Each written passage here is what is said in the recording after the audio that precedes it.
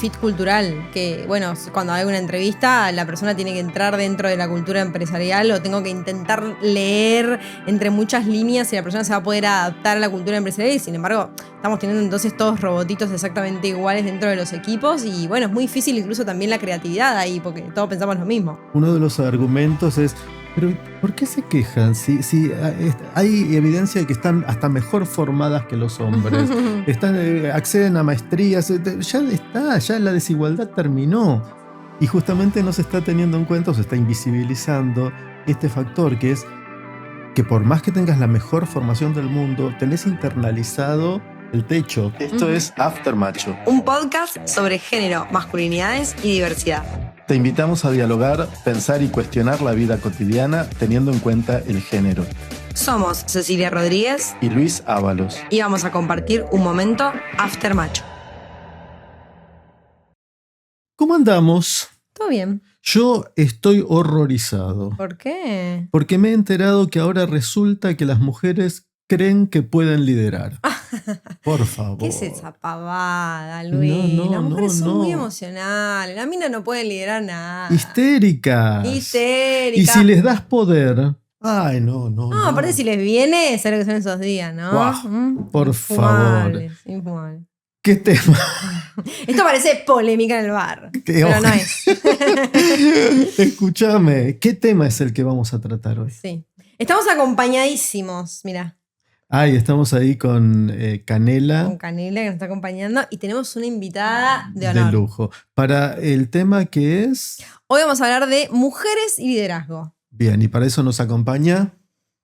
Marina Loza. Bienvenida. Muchas gracias por venir. Gracias a ustedes por invitarme. Muchas gracias por haber venido. Le cuento a nuestra comunidad que Marina Loza Bardají, es importante porque nuestra compañera es española y hay que nombrar todos sus apellidos. Es mentora y fundadora de Interpersonal Lab. Si no la siguen, vayan a seguirla porque es un contenido que me encanta. Y durante más de 9 años lideró equipos y estrategias de recaudación de fondos en organizaciones como Amnistía Internacional, por ejemplo. Y hoy acompaña a profesionales y equipos a posicionarse con más seguridad, claridad y estrategia mediante el desarrollo de habilidades interpersonales.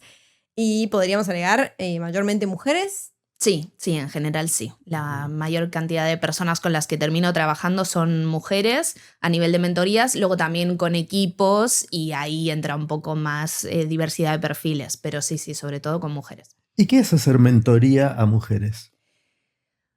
Pues concretamente algo que yo me empecé a encontrar, al principio quizá no me especializaba tanto en trabajar con mujeres directamente, pero algo que me empecé a encontrar y que es muy común entre las mujeres es, primero, que somos muy autoexigentes, sobre todo cuando hablamos del ámbito laboral, ¿no? Pero somos muy autoexigentes, aparece mucho el síndrome de la impostora. Entonces, cuando queremos crecer y posicionarnos en nuestra carrera profesional, lo que nos suele pasar muchísimo es que o sentimos que no tenemos la información suficiente, la formación suficiente o las herramientas suficientes. Entonces, nos atrevemos mucho menos a lanzarnos a hacer nuestro proyecto, a ascender, a pedir un aumento de sueldo. Eso pasa muchísimo. Entonces, eso hace que, por ejemplo, yo entre y las ayude a detectar dónde están hoy en día, qué les está bloqueando y mediante el desarrollo de algunas habilidades interpersonales, sea el liderazgo, sea saber venderte como profesional en espacios de networking o sea a nivel de comunicación asertiva, por ejemplo, que son lo que más me llega, a partir de eso es que ayudamos a hacer un plan de posicionamiento para que también se sientan seguras, porque también hay algo que yo siento que es muy transversal en las mujeres profesionales, que es la inseguridad. Ahora, perdón, pero digo, esta cuestión de inseguridad y no poder posicionarse, ¿es por las hormonas? Sí. ¿Por qué es? Es por las hormonas. Y... o sea, yo creo que también hay una parte de socialización, ¿no? De que desgraciadamente no hace tanto que las mujeres se incorporaron realmente al mundo laboral. Claro, en realidad estaba escuchando y pensaba justamente eso, ¿no? Como nosotras primero que nos incorporamos al mercado laboral formal, fuera de casa, mucho tiempo después históricamente que los varones, porque, bueno, este chiste de las hormonas tiene mucho que ver, porque lógicamente como nuestro cuerpo está preparado para la reproducción, se nos ha asignado históricamente el hogar como el lugar de cuidado, ¿no? Entonces nuestras tareas o nuestro trabajo, que muchas veces no es reconocido como trabajo, es el de cuidar, ¿no? Entonces todo lo que tiene que ver con tareas no remuneradas se nos asigna a nosotras. Bueno, salimos al mercado laboral formal. Primero que tuvimos que construir una ley de cupo para que nos den trabajo de forma cuasi, te voy a decir cuasi porque me parece que no sucede 100%, pero cuasi equitativa que a los varones. Es decir, esa ley de alguna forma está diciendo, en Argentina particularmente, las mujeres tienen las mismas capacidades, ¿no? Como, hey, no son tan emocionales. Pero incluso también se critican ese tipo de Sí, leyes, por ¿no? supuesto. Porque se habla mucho del tema de la meritocracia también, ¿no? De Total. que llegue al lugar de liderazgo la persona que se lo merece. Pero bueno, no tiene en cuenta que hay una situación de base que no es igual para todas las personas. Entonces, por eso son importantes las leyes de cupos, y no solamente para mujeres, para muchas otras diversidades que a lo mejor les cuesta mucho más acceder al mercado laboral formal o a ciertos puestos más de poder, de jerarquía y de liderazgo también, ¿no? Total. Nosotros en una vuelta trabajamos con una empresa y hablábamos del cupo de género y la empresa nos decía algo así como, nosotros cumplimos con el cupo de género, pero los puestos de mujeres eran mayormente maestranza y todo lo que eran los gerentes, subgerentes y directores y no sé qué eran todos varones. Entonces es como, bueno, no estás cumpliendo realmente el cupo. Claro que ahí es donde aparece esto que esta intelectual norteamericana conceptualiza como interseccionalidad Crenshaw, porque justamente a partir de un caso donde una empresa es demandada y la empresa dice, no, bueno, nosotros tomamos tanto hombres como mujeres, sí, pero las mujeres están todas en administración y los hombres están todos en la fábrica. Y además, por raza, en la administración son todas blancas y en el taller hay muchos hombres negros. O sea, justificaban de ese modo, no estamos siendo ni sexistas ni racistas, pero sí lo estaban siendo y estaba absolutamente naturalizado. ¿Qué tan naturalizadas están estas cuestiones hoy todavía?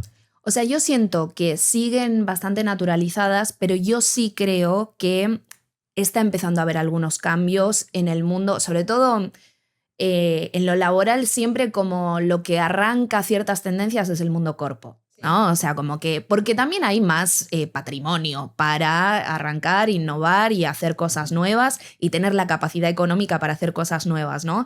Entonces yo, por ejemplo, he trabajado con el equipo de Great Place to Work, que es un ranking que se hace no solamente en Argentina, sino también están en todo el mundo, y hacen un ranking de empresas divididos por cantidad de empleados y empleadas, y se hace como una especie de encuesta a las personas que trabajan ahí en diferentes aspectos del bienestar laboral. Lo que buscan es buenos lugares para trabajar.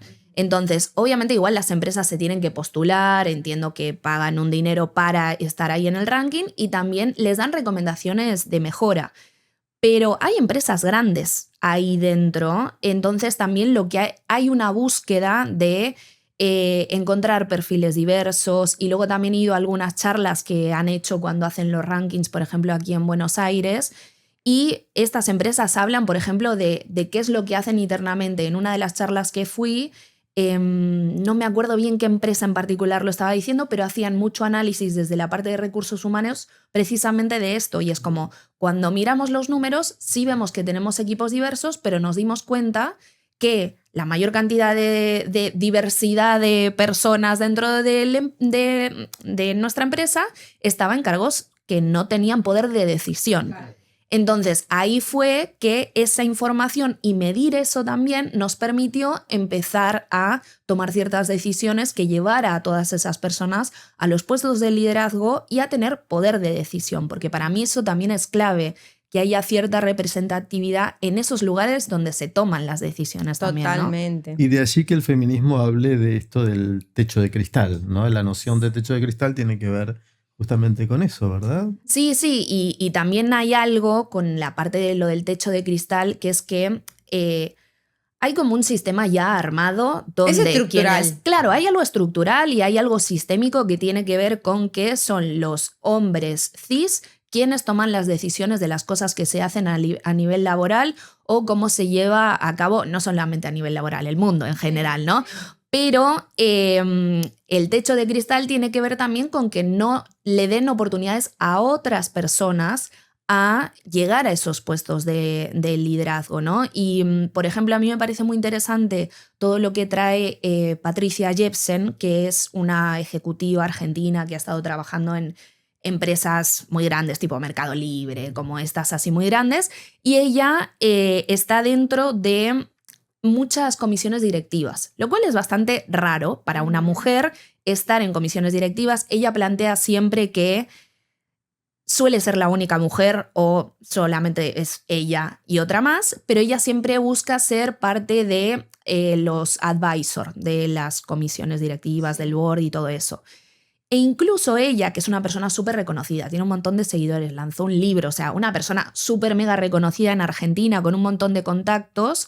Ella vi el otro día una entrevista que planteaba que quiso entrar en un board como board advisor también y que le dijeron que no porque los hombres que había en la mesa sentados no se sentían cómodos de que hubiera una mujer en la mesa. Pobrecitos. Ya, no incomodemos. No incomodemos a los varones, por favor. Claro, Ahora, sí. Vos hablabas de el poder de decisión que está mayormente ocupado por varones y pensábamos antes de empezar a grabar que ese poder a veces se pone en juego en ámbitos muy informales y exclusivamente de varones, ¿no? Ahí cuando el día que fueron a jugar al fútbol, en el vestuario, en el baño. Asado. Sí, ¿no? sí. Y ahí se generan grandes negocios, puestos, cargos, ¿no? Y bueno, completamente informal y por fuera de la competitividad, incluso de la organización, ¿no?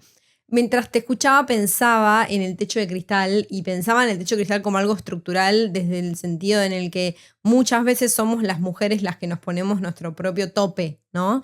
Que aunque deseemos o tengamos ganas o querramos seguir creciendo profesionalmente, llegamos a un lugar en el que decimos no voy a poder con esto porque, no sé, mi vida personal no me lo va a permitir, porque no voy a poder, porque no tengo la capacidad. Siendo que hoy en día, en Argentina particularmente, en Argentina y en otras partes del mundo también, las mujeres estamos incluso sobrecapacitadas muchas veces para ciertos puestos y así todo, no nos animamos, por ejemplo, a presentarnos, a postularnos, a pedir que nos paguen más, siendo que a los hombres no les pasa tanto eso.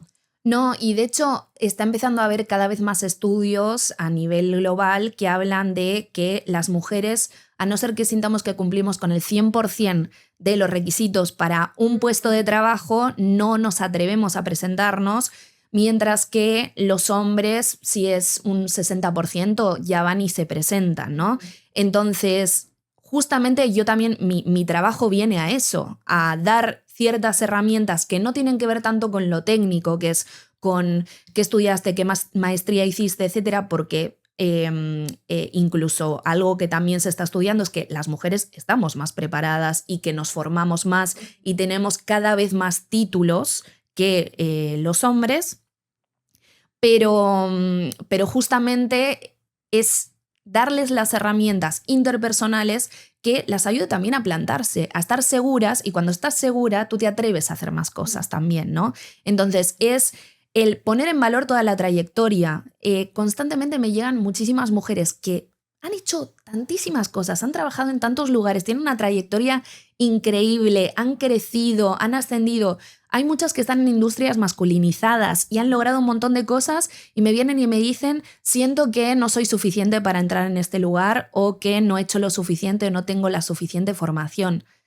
¿Cómo puede ser que sintamos eso y que sea algo tan transversal en todas en general, ¿no? Es algo importantísimo esto que están diciendo, porque fíjate que desde los discursos anti-ideología de género, uno de los argumentos es, pero ¿por qué se quejan? Si hay evidencia de que están hasta mejor formadas que los hombres, acceden a maestrías, ya la desigualdad terminó.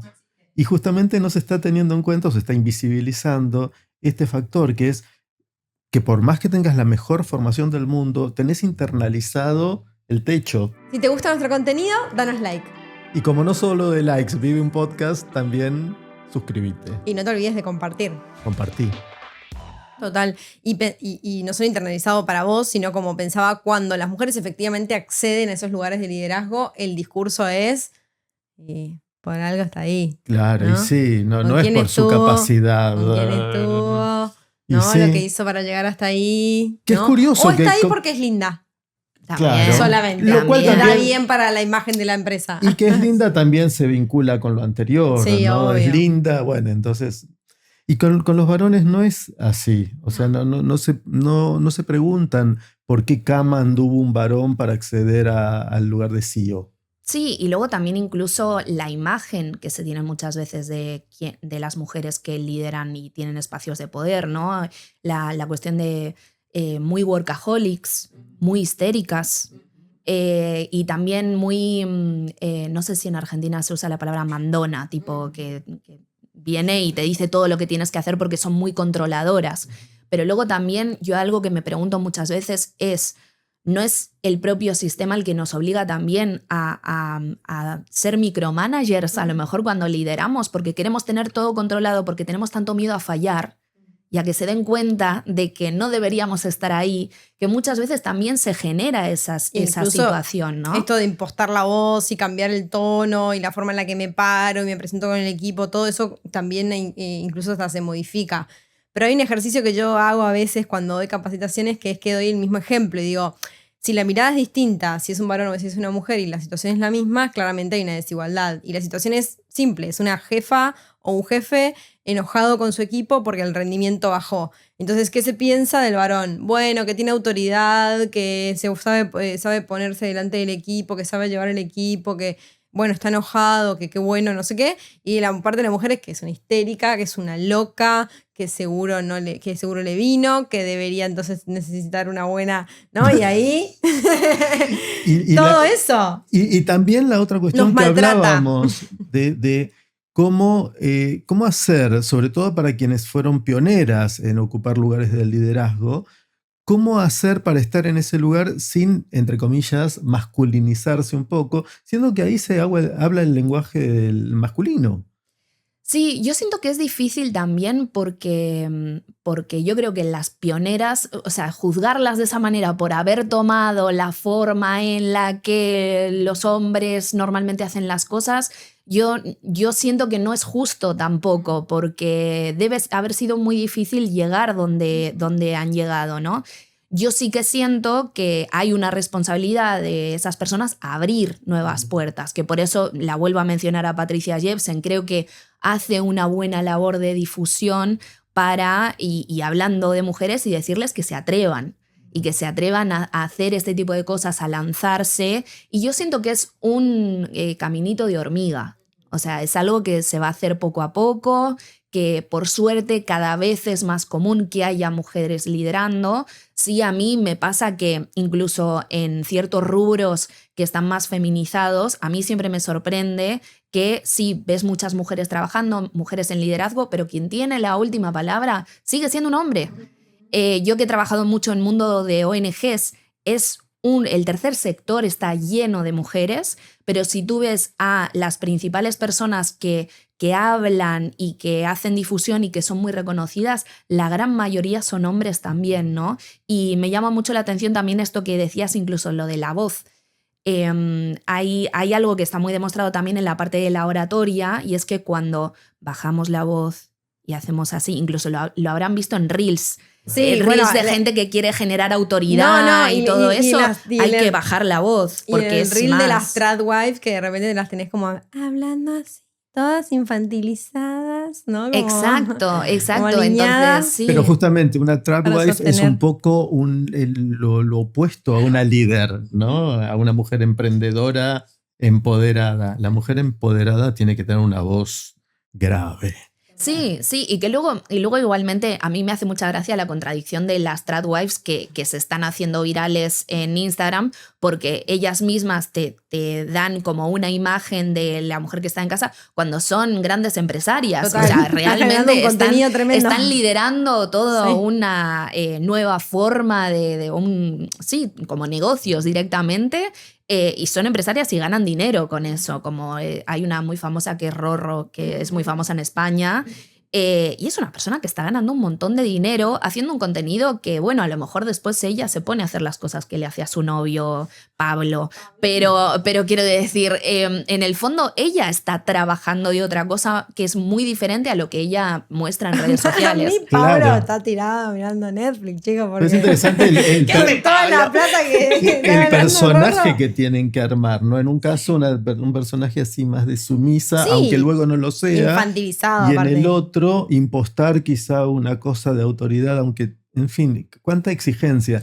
Hablábamos antes también de cómo se aparece todo esto del mundo laboral en redes sociales, y una de las más frecuentes o las más usadas es LinkedIn. ¿Y ahí qué aparece de esto? A mí me encanta analizar LinkedIn. La gente últimamente viene como criticando mucho que si hay mucho posteo de inteligencia artificial, pero para mí no hay tanto. Para mí tampoco hay que criticar tampoco el uso de la inteligencia artificial, porque llega un momento en el que tenemos que estar en todos lados, tenemos que hacer contenido en todos lados. Bueno, si la gente usa un poco de inteligencia artificial no pasa nada, pero a lo que voy es, me gusta mucho analizarlo porque como LinkedIn cada vez se está haciendo más grande y la gente participa, yo miro mucho también los comentarios. Pero también hay gente que se está animando a decir cosas que antes no se animaban. Antes LinkedIn era la típica de, ay, te felicito, qué Enhorabuena. orgullosa, enhorabuena de ti.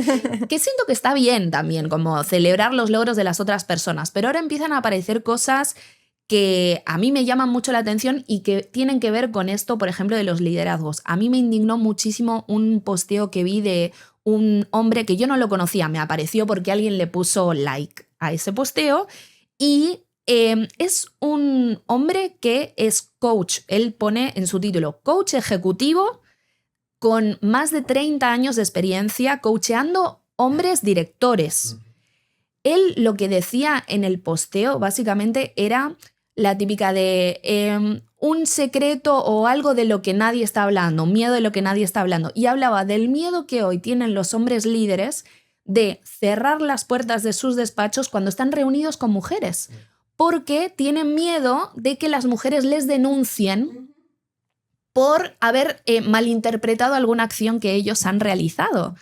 Entonces, claro, yo dije, no puede ser que una persona tenía como 20.000 seguidores en LinkedIn, que mira que en LinkedIn hay menos cantidad de seguidores que a lo mejor en otras redes sociales y así. 20.000 seguidores ya en LinkedIn es un montón. Que una persona con esa experiencia coacheando otros hombres líderes esté diciendo eso, me parecía tan peligroso y fui a los comentarios y había un montón de gente, un montón de hombres diciendo, es verdad, tenemos miedo, no sé cuántos, y las denuncias falsas y a la mínima van a decir todo esto. Yo obviamente ahí le comenté porque dije, no puedo dejar esto aquí y no decir nada. Y un poco hablé de los miedos que tenemos las propias mujeres y de todos los casos de acoso laboral que hay. Mira, si tú vas a tener miedo a cerrar la puerta, ¿qué miedo vamos a tener nosotras a que la cierres también, ¿no? Al final lo borró el posteo, porque yo dije, qué raro que no me conteste, porque contestaba todo el mundo, fui al día siguiente y no estaba.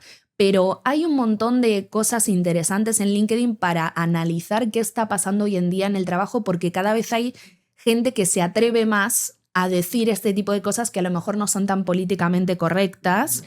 Y sobre todo a mí me interesa mucho, y yo analizo mucho la parte de los comentarios, porque una cosa es lo que diga una persona, otra cosa es lo que después también avalan las otras personas, ¿no? La repercusión que tiene. Sí.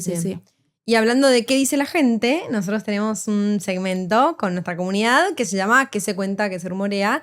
Y para esto hicimos 2 preguntas. La primera es si alguna vez sentiste que tu género, tu identidad o tu expresión de género te jugó en contra o a favor en una entrevista de trabajo o en tu entorno laboral. No, la verdad que no considero que me haya jugado en contra. De hecho, con esta pregunta me doy cuenta que siendo un varón cis, em, hay algo de esa pregunta que tengo saldada, digo algo de esa cosa que tengo saldada. Sí, me ha pasado como de buscar, en el momento de estar buscando trabajo, sobre todo en trabajos administrativos, de ver una publicación de un tipo de trabajo administrativo que me interesaba, el cual estaba capacitado, y que la misma convocatoria aclare que solo se buscaban mujeres, por ejemplo. Eso sí, ahora lo recuerdo. pero sí no siento que haya sido algo que me haya impedido o jugado en contra a la hora de buscar trabajo. Bueno, bien. Siento que siendo mujeres sí nos puede llegar como a pasar esto de jugarlo en contra. Sobre todo porque hay preguntas en las entrevistas que tienen que ver mucho con, por ejemplo, la planificación familiar, que siempre está presente en una entrevista.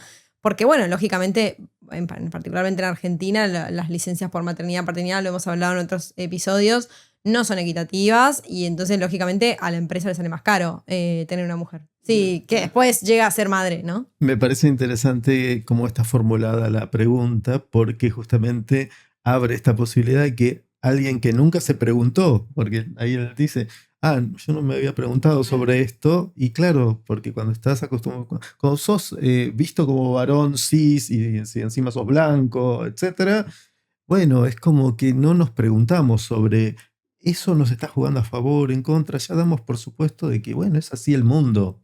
Sí, y porque no te lo preguntas porque tampoco te ha generado una incomodidad dentro de ese espacio de entrevista. Entonces, ¿para qué me voy a poner a pensar eso si no me ha generado ningún tipo de inconveniente o problema? Y a mí me hacía pensar mientras estaba escuchando la respuesta cómo, qué es lo que pasa cuando una mujer se inserta en un rubro más masculinizado y qué pasa cuando un hombre se inserta en un rubro más feminizado. Porque a mí me ha pasado estando en mundo ONG, que son lugares bastante feminizados, ¿no? Entonces, ¿qué es lo que hacíamos cuando entraba un varón en el equipo? Le dábamos la bienvenida, incluso había momentos cuando estábamos hablando de temas más de mujeres, adaptábamos los temas tipo, ay, se va a aburrir. Ay, ¿qué vamos a hacer? ¿No? Entonces, y es algo que ya no sale solo, ya no sale como claro, lo incluíamos dentro de nuestras temáticas, lo que hacíamos, etc. ¿Qué pasa cuando es al revés?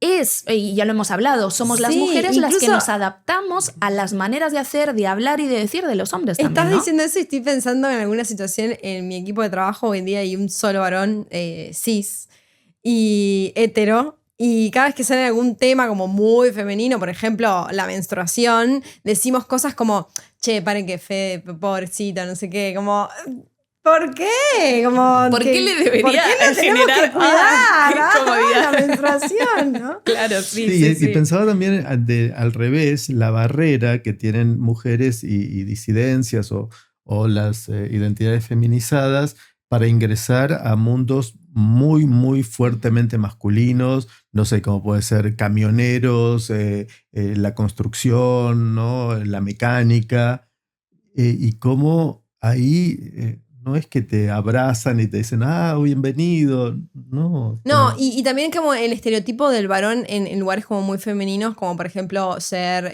docente a nivel inicial, hay dos estereotipos que siempre se ponen en juego ahí, en esto de las paredes de cristal, es que es homosexual y o abusador de menores. Tremendo. ¿No? Bueno, y que ya lo hemos hablado tantas veces, como esa asociación es histórica, ¿no? Sí, total.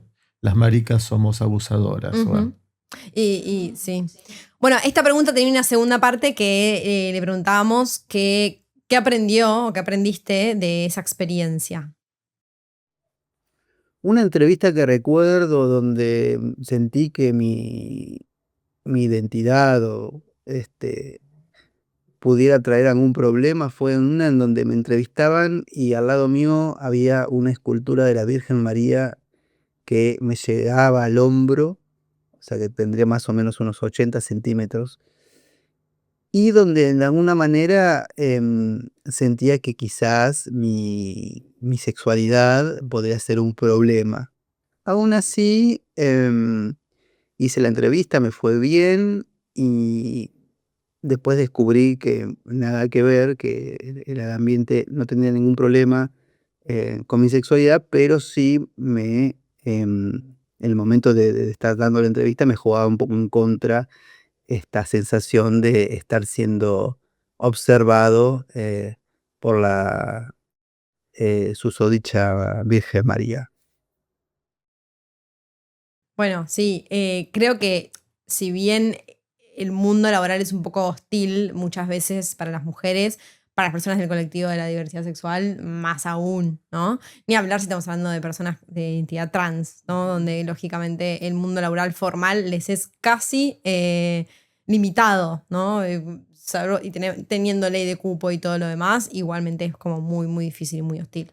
Sí, y otra vez esto de que es difícil quizá para quienes están acostumbrados a un lugar más protagónico, masculino, hegemónico, entender cómo es que alguien va a poder tener esa inquietud y quizá la pasa mal en una entrevista porque supone que ese ambiente no lo va a recibir bien, ¿no? Sí, yo justamente pensaba desde la cuestión de los pronombres. O sea, como que incluso yo siento que también puede haber ciertas equivocaciones y se pide disculpas, etcétera. A mí concretamente también me ha pasado con personas no binarias, por ejemplo, que tenemos la tendencia a ir directamente al binarismo y listo y ya está, ¿no? Que luego se pide disculpas y una se termina acostumbrando, pero el tema es que no hay costumbre. O sea, yo creo que ya hay una búsqueda de lo binario constantemente en el mundo laboral. Lo raro y lo excepcional es que no esté ese binarismo muchas veces. E incluso yo pensaba también en cosas tan normales y naturales como el tema de los baños. Y todo el debate que generan internamente, como de, ay, a este puedo ir, a este no, la gente o sea, la gente incluso se confunde cuando todo el mundo puede entrar al mismo baño. O lo primero que pregunta la gente cuando entra a una oficina, ¿este es el de mujeres o el de varones? Siempre, ¿no? Entonces son cosas tan básicas y tan naturales que también incluso hacen que una persona se pueda sentir hasta fuera de lugar y se sienta incómoda también, ¿no? Y yo lo relaciono con esta cuestión viste que hablábamos un poco de cómo a los varones en situaciones de poder no pueden aceptar que una mujer como Patricia Jepsen esté sentada a la mesa porque les genera incomodidad. Y después no se dan cuenta de la incomodidad que ellos generan constantemente en el resto de personas, ¿no? Yo siento que ni se lo ponen a pensar precisamente como decía la persona que contestaba la primera pregunta, porque nunca se vieron en esa situación, ¿no? Entonces yo creo que por eso es que hay un problema muy estructural, hay un problema muy sistémico, pero sí que siento que gracias a ciertos proyectos que buscan el tema de la inclusión y que buscan que se generen culturas de trabajo mucho más diversas y ciertos referentes que hablan de todos estos temas, es que las cosas van cambiando poco a poco, pero de nuevo, no está ni todo solucionado y recién estamos arrancando un poco, ¿no? Sí, totalmente. Creo que tenemos que hacer un capítulo solo de baños.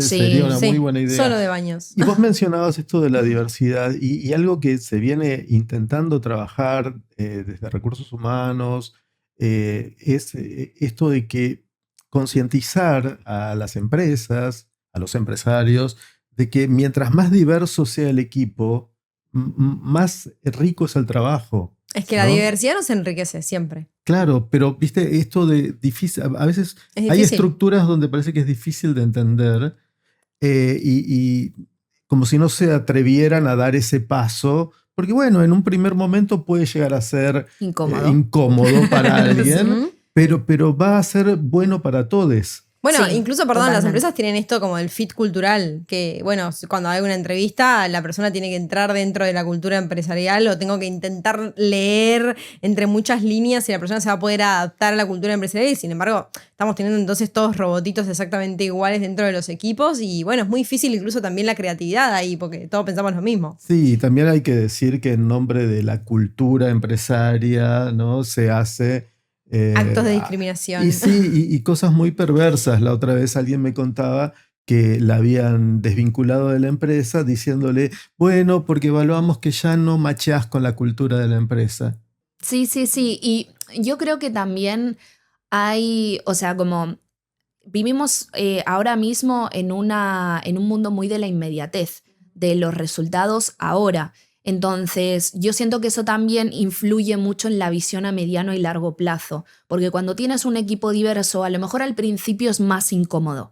Hasta que un equipo termina de acostumbrarse a la forma de trabajar, a lo mejor puedes llegar a ser más incómodo y complicado, pero cuando consigues que personas con puntos de vista muy diferentes realmente puedan trabajar juntas y puedan crear juntas, porque aunque tengan miradas muy diversas del mundo, eso es lo que finalmente ayuda a generar innovación, la muy buscada innovación actualmente, y mucha más creatividad. Y luego también el hecho, hoy en día que vivimos en un mundo de redes sociales, audiencias, etc. Seguro hemos visto un montón de anuncios de empresas que son misóginos, o sea, de estos anuncios que sacan algunas empresas de repente, no sé si era Shell, que metían a una mujer dentro de una bolsa de basura, que ahí decimos, ¿cómo esto pasó todos los filtros de la empresa? Claramente pasó todos los filtros porque probablemente quienes lo miraron todos fueron varones cis, concretamente, ¿no? O mujeres que no vieron que ahí había algo tremendo o lo consideraron gracioso incluso, ¿no? Exacto. Porque bueno, las personas o mujeres somos como machistas. atravesadas por esta cultura más misógina en ese sentido, ¿no? Pero no había claramente una perspectiva de género ahí dentro. Si hubieras tenido al menos una persona que tenga el poder de poder decir, hola, esto no da, ¿no? Porque también es otra. A lo mejor había gente ahí, pero no tenía ni voz ni voto en esa decisión. Sí. Pero eso es lo que te provoca el hecho de no tener equipos diversos y el hecho de contratar solamente a la gente que sea exactamente igual a ti. A lo mejor adaptarte a la cultura laboral, a la cultura de trabajo, no tiene tanto que ver con tus propias ideologías, sino también respecto a otro tipo de habilidades. Eres una persona que se sabe adaptar a culturas diversas. Has trabajado con personas de diferentes países, porque eso a mí también, por ejemplo, me abrió mucho la cabeza trabajar con personas de diferentes países. Por ejemplo, los españoles somos muy directos cuando decimos las cosas, y eso cuando yo llegué a Buenos Aires trabajando no solamente con gente de Argentina, sino también de otros países de Latinoamérica, a mí al principio me generó problemas. Fue incómodo, ahora que estamos hablando mucho de la incomodidad, porque la gente se tomaba a mal cosas porque yo era muy directa o muy seria cuando decía, y tuve un poco que mover la manera en la que yo decía las cosas, un poco suavizarlas para que la gente no sintiera que yo estaba enojada, por ejemplo, ¿no? Eso es lo que te pasa en un equipo cuando empiezas a trabajar con gente diferente y que ha tenido una socialización o tiene otra cultura o viene de otra experiencia, ¿no? Entonces, a lo que voy es, hoy estamos tan metidos y metidas en la inmediatez que yo siento que perdemos de vista el mediano o largo plazo, y que yo creo que las empresas que el día de mañana les vaya mucho mejor y puedan innovar y puedan abrirse a todo este mundo de redes sociales, audiencias, van a ser los más creativos, innovadores y los que tengan personas que piensen diferente también. Vos al principio hablabas del síndrome de la impostora y de todas estas dificultades. Yo pensaba en la importancia de que las niñas tengan referentes mujeres, y las disidencias también, en lugares de liderazgo, ¿no? ¿Eso cómo lo ves? Sí, yo justo ahora estuve leyendo un libro que se llama El síndrome del impostor, de una psicóloga, por lo visto muy famosa, yo no la conocía, se llama Sandy Mann. Y ella justamente habla del tema del síndrome del impostor y de la importancia de que una de las razones de los factores más normales para la gente que tiene el síndrome del impostor es cuando son minoría en un espacio que están ocupando. Entonces, por eso es tan importante la representación para todas las personas. La gran representación que hay hoy en día del éxito del mundo laboral es el varón cis. O sea, esa es la imagen de éxito, ¿no? Y las mujeres que hoy están llegando a ser exitosas son mujeres o que tienen estos atributos más masculinizados que tienen que ver con ese otro varón cis exitoso, pero incluso si lo atravesamos un poquito más, vemos que la gran mayoría son mujeres blancas, ojos azules, hegemónicas, son lindas, ¿no? Como habíamos dicho antes. O si a lo mejor no son tan hegemónicas, a medida van ganando dinero y van haciéndose más famosas, van pareciéndose más a esa imagen hegemónica, ¿no? Que de nuevo, no las culpo, porque también estar ahí en ese lugar de presión debe ser muy complejo, ¿no? Pero para mí es muy importante esa representación de diferentes perfiles en el mundo laboral para que poco a poco las personas, tipo las infancias, puedan ir diciendo, ok, entonces yo podría estar ahí también, ¿no? Entonces yo siento que por eso también es súper importante esa parte. Bien. Bueno, Mari, ¿Se te ocurre que algo que quieras dejar como mensaje para las mujeres que nos están viendo, que te están viendo? Yo algo que diría es, primero que no bajemos los brazos. Yo sé que está a lo mejor medio trillado eso, pero yo siento que es algo muy progresivo, muy de pasito y de hormiguita. Yo siento que también tenemos que atrevernos más. Y yo diría que las habilidades técnicas, todo lo que es tema de formación profesional es importante, pero que no dejen de lado otro tipo de habilidades como las habilidades interpersonales, liderazgo, cómo posicionarnos en los lugares, cómo vendernos como profesionales, que empiecen a trabajar eso también, porque eso es lo que nos va a dar el lugar para plantarnos en esos lugares donde se toman las decisiones, para poder realmente tener conversaciones, poder negociar y poder hacer alianzas con esas personas que hoy ejercen el poder. Yo siento que eso también sería importante, que empecemos a formarnos en eso también. Más seguridad, menos síndrome del impostor, que, a ver, los verdaderos impostores no tienen ningún síndrome. No se lo cuestionan. Exactamente. Sí. Bueno, Mani, muchísimas gracias. muchas gracias. Gracias a Un ustedes. placer conocerte. Un y no se placer. olviden de seguirla en sus redes. ¿A como- dónde es que te siguen? Interpersonal.lab, ese es mi Instagram y esa es como la red principal que Igual lo tengo ahí. dejamos acá abajo. Perfecto, muchas Gracias. gracias. A vos. Chau, chau. Esto es After Macho. Te esperamos en el próximo episodio para seguir pensando. Si te gustó este capítulo, compartilo y seguinos en todas las plataformas.